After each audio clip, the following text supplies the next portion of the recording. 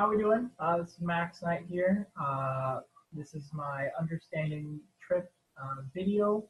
I'm just gonna kind of give a quick description of what it is, compare it with the Van McKellen method, and then just have a nice little discussion of whether or not I use the TRIPP method in my own practice, I've heard of it, and kind of things along that realm. So. Just to quickly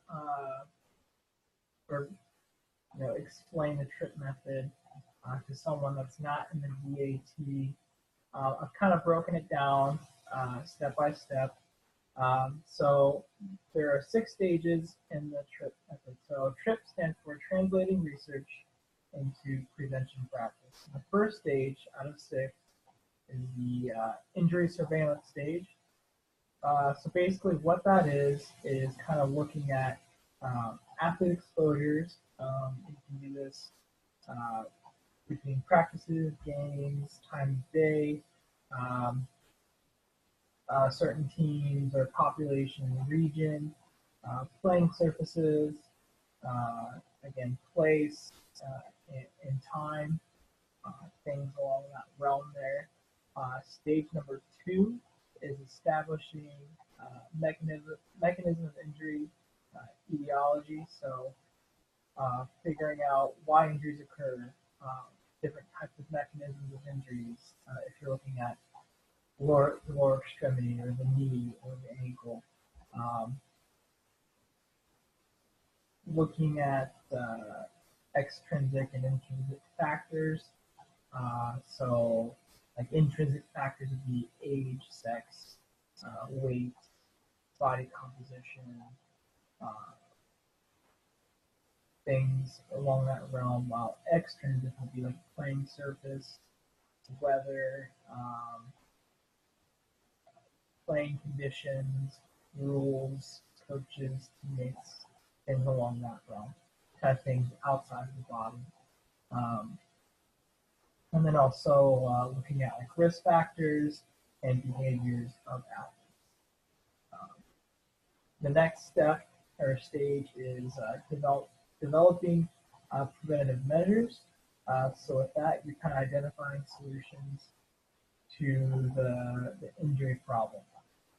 You're creating preventative measures. And you can only do this if you have the information from step 1 and step 2. And knowing your athlete exposures, if they're higher in practices, if they're higher in games, when the risk for injuries, if it's higher later in the day, or if it's higher early in the morning or middle of the day, or if you usually train in Arizona, but you go to Boston, you could be more at risk in either location. And then looking at epidemiology studies, which is really important, and looking at lab-based studies. So just basically beginning to look at the efficacy of prevention measures and strategies, kind of building that framework. The 4th stage is looking at randomized controlled trials of interventions from stage 3. So stage 3 also is kind of, exploring the literature of what people have done to prevent ACL injuries or ankle sprains. And so stage 4 is kind of finding the literature that actually confirms that it works, that it has its efficacy, it works in a controlled environment.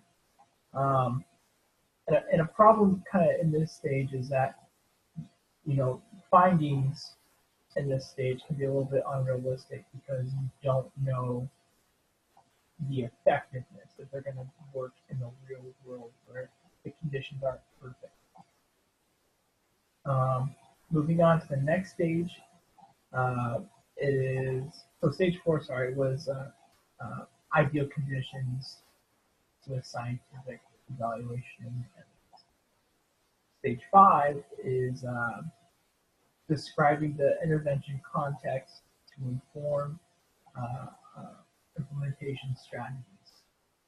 So basically, how I would explain that is how the outcomes of efficacy research can be translated to actually be implemented into small steps, and kind of understanding the framework built from efficacy studies and kind of how you would look at implementing that. So you begin to look into knowing the safety behaviors of athletes. If they wear ankle braces, or if they wear a knee brace, or if they're kind of superstitious about it, or they change their game a little bit. Kind of just analyzing different safety measures that athletes kind of abide by, for lack of better terms. And then also understanding how to work with athletes, coaches, other kind of stakeholders to kind of work your way into implementing or improving safety measures. So it's a big thing to know your stakeholders, being able to find money and obtaining that money, and then also having the equipment to actually implement and actually use. So having those ankle braces, or having those knee straps for patellar tendonitis, and then also kind of figuring out how you can market this intervention. So yeah, people are spraining their ankle left and right. Well, how can I market this ankle brace? Or how can I market this knee sleeve, or this knee brace, this J brace? Kind of things along that realm. And then the last stage is evaluating the effectiveness of preventative measures in the implementation context. So basically, what that is, and what I got from this is just implementing your intervention, and then analyzing it, evaluating its effectiveness in the real world. So you're going to have to know step 1, and you're going to have to know step 5 for this to really work well if you want to do it right, or be close to doing it right. So that's just a quick broken down synopsis of what the TRIPP method is. So moving on, kind of comparing and contrasting TRIPP to the Van McKellen method.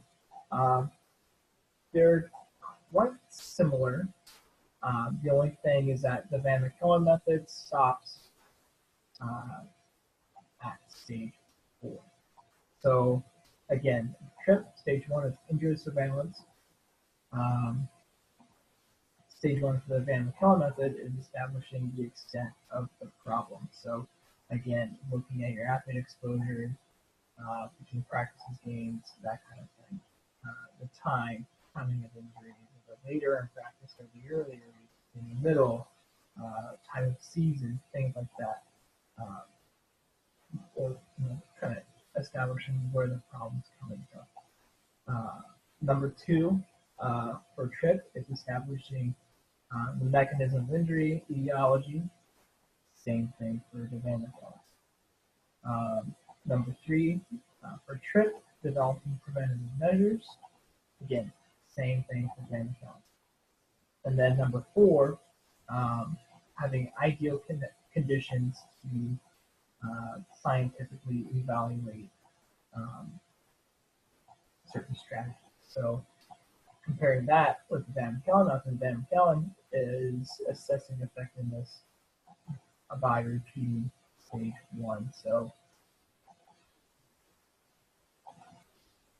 the main difference is that the Van McKellen method gets to that point where you begin to dive deeper and deeper into the research, but it doesn't want to go that far. So it kind of wants to reinforce itself with the athlete exposures, knowing what time of day athletes are more prone to injury, or what kind of playing surfaces, or other types of conditions that increase that athlete's risk of injury.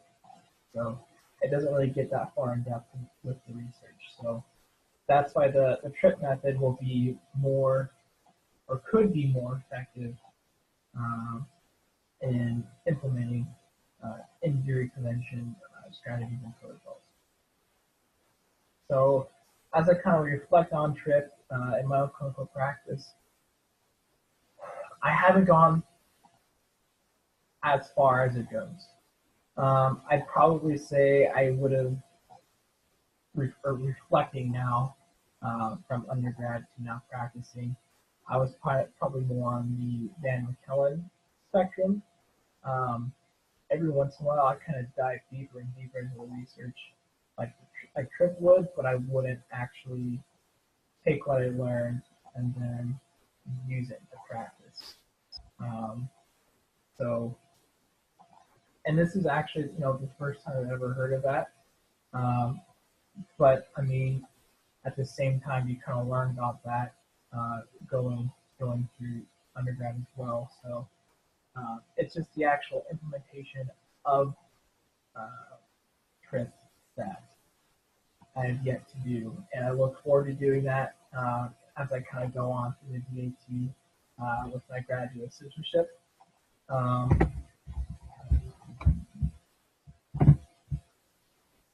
So the strength of TRIPP, again, it's very scientifically based, reported.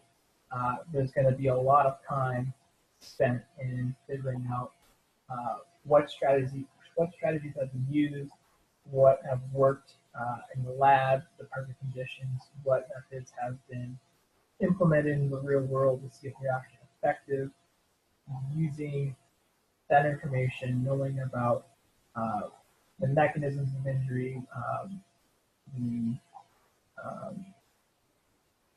time certain injuries occurred, things along that realm, and then actually implementing all that information by getting stakeholders involved, getting the athletes interested, getting the money for it, getting the equipment, and then actually implementing it and seeing if it actually works, and then starting all over.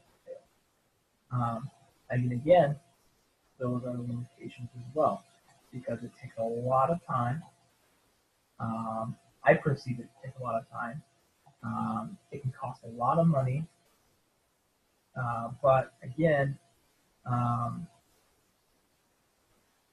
as athletic trainers, this is almost one of the most important things. Like, if we're going to use evidence-based practice, we're going to use TRIPP, because we can go off of our own expertise, we can go off of others' expertise, but then again, we got to go back to that research. We got to figure out, more specifically for us, like, what's a good example? Maybe using like electrical stimulation and therapeutic exercises for tendonitis will be, or versus just therapeutic exercises, will be better for treating tendonitis. Things that will more support athletic trainers, and so this is my overview, synopsis of translating research and practice.